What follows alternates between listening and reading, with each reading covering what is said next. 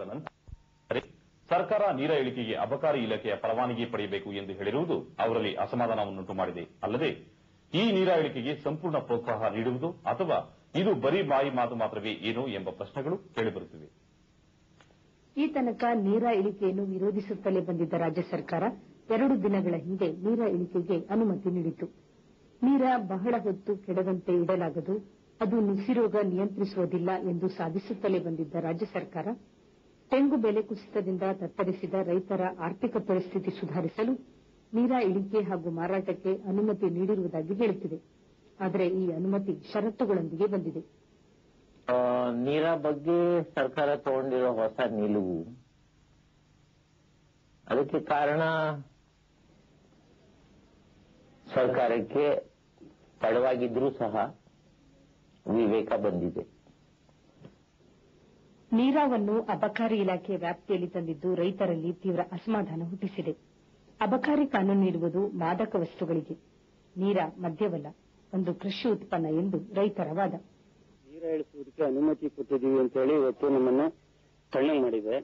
ಆದ್ರೆ ಇವತ್ತು ನೀರ ಇಳಿಸೋದಕ್ಕೆ ನಾವು ಅಬಕಾರಿ ಇಲಾಖೆಯಿಂದ ನಾವು ಯಾವುದೇ ರೀತಿಯಲ್ಲಿ ಪರವಾನಗಿ ಪಡೆಯಬೇಕಾದಂತ ಅವಶ್ಯಕತೆ ರೈತರಿಗಿಲ್ಲ.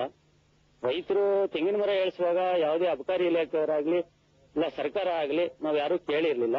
ಇವತ್ತು ನಾವು ಅದು ಒಂದು ಪ್ರಕೃತಿಯ ಸಂಪತ್ತು ಅಂತ ಹೇಳಿ ನಾವು ಜೀವನ ಸಾಗಿಸಿಕೆ ಅಂತ ಹೇಳಿ ನಾವು ತೆಂಗಿನ ಗಿಡ ಇಟ್ಕೊಂಡಿದ್ದೀವಿ. ಮಾಜಿ ಪ್ರಧಾನಿ ಎಚ್.ಡಿ. ದೇವೇಗೌಡ ವಿಠಲೇನಹಳ್ಳಿ ಪ್ರಕರಣದ ಹಿನ್ನೆಲೆಯಲ್ಲಿ ರೈತ ಪರ ಪಾದಯಾತ್ರೆ ಕೈಗೊಂಡಿದ್ದಾರೆ. ರಾಜ್ಯ ಸರ್ಕಾರ ಎಷ್ಟರ ಮಟ್ಟಿಗೆ ನುಸಿರೋಗ ತಡೆಯುವಲ್ಲಿ ಯಶಸ್ವಿಯಾಗುತ್ತದೆ, ನೀರ ಇಳಿಕೆಗೆ ಅನುಮತಿ ನೀಡಿದ್ದು ರೈತರಿಗೆ ಎಷ್ಟರ ಮಟ್ಟಿಗೆ ಸಹಾಯವಾಗುತ್ತದೆ ಎಂಬುದನ್ನು ಕಾದು ನೋಡಬೇಕೆಂಬುದು ಅವರ ಹೇಳಿಕೆ. To regenerate the affected trees. All these things are the problems which is before the state government, whether allowing the NERA and with all conditions and cooperative societies, all these things, what they have said, how they are going to implement, I don't know. I only watch the way in which they are going to save these farmers. ಸಾಕಷ್ಟು ಹೋರಾಟ, ವಿಠಲೇನಹಳ್ಳಿ ಗೋಲಿಬಾರ್ ಪ್ರಕರಣದ ನಂತರ ನೀರ ಇಳಿಕೆಗೆ ಅನುಮತಿ ನೀಡಿದ್ದರೂ ರೈತರು ರಾಜ್ಯ ಸರ್ಕಾರವನ್ನು ಅನುಮಾನದಿಂದಲೇ ನೋಡುತ್ತಿದ್ದಾರೆ. ಅಲ್ಲದೆ 2 ದಿನಗಳ ಹಿಂದಷ್ಟೇ ನೀರಾಗೆ ಅನುಮತಿ ನೀಡಲಾಗದು ಎಂದಿದ್ದ ಸರ್ಕಾರ ತನ್ನ ನಿಲುವು ಬದಲಿಸಲು ಕಾರಣವೇನು ಎಂಬುದು ಈಗ ಸಂದೇಹದ ಪ್ರಶ್ನೆಯಾಗಿದೆ.